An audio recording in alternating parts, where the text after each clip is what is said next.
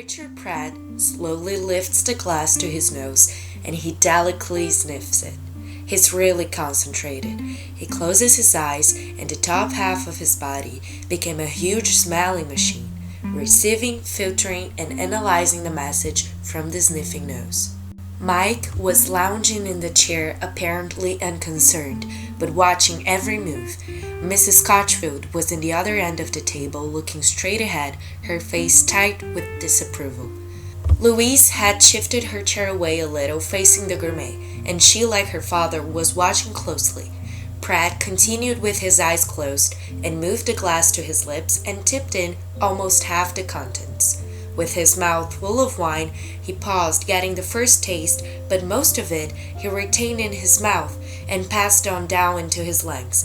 He rolled the wine under the tongue and chewed, like it was bread. Yes, a very interesting little wine, gentle and gracious, almost feminine in the aftertaste.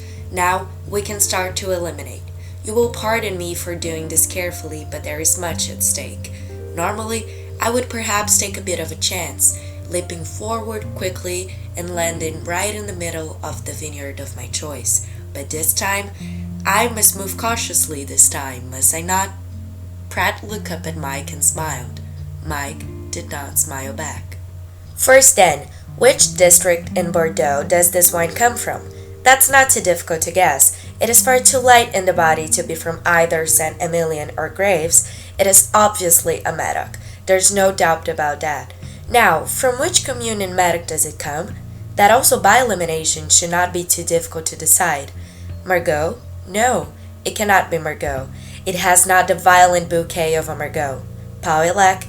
It cannot be Pauillac either. It is too tender, too gentle, and wistful for Pauillac. The wine of Pauillac has a character that is almost imperious in its taste. And almost, to me, a Pauillac contains just a little pith, a curious, dusty, beefy flavor that the grape acquires from the soil of the district. No.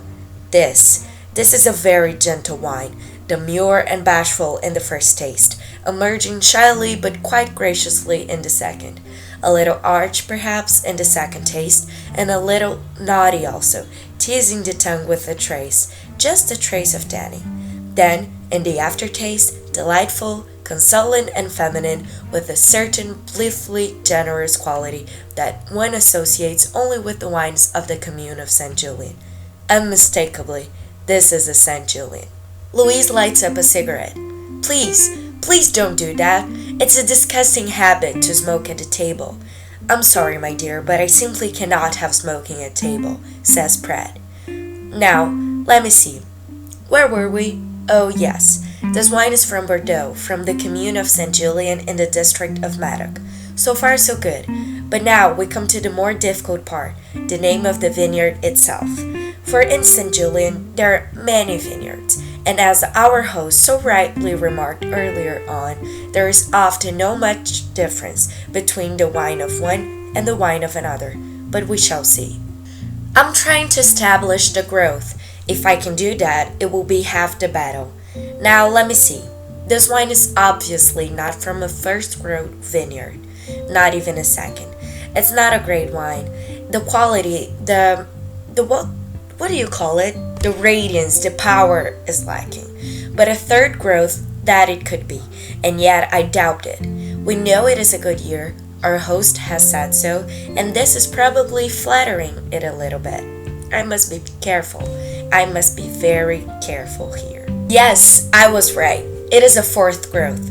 Now I am sure of it. A fourth growth from a very good year, from a very great year, in fact, and that's what made it taste for a moment like a third, or even a second growth wine. Good, that's better. Now we are closing in. What are the fourth growth vineyards in the commune of Saint Julien?